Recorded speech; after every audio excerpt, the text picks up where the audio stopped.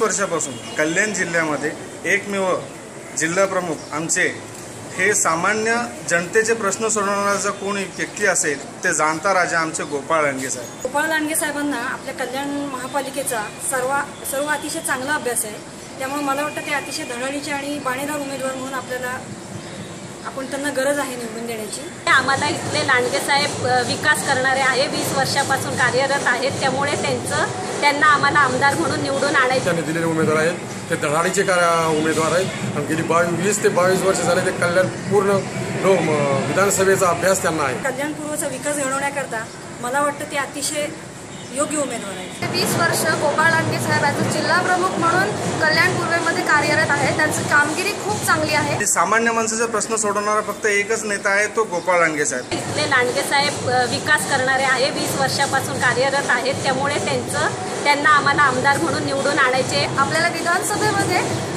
गोपाळ लांडगे साहेबांना आमदार म्हणून निवडून आणायचं आहे।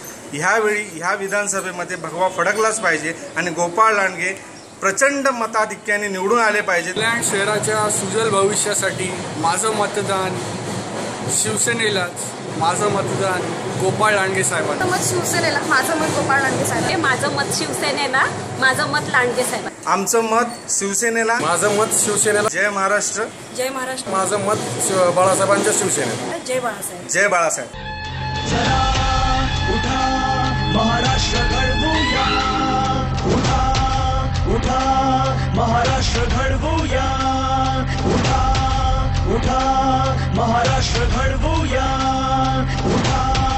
उठा महाराष्ट्र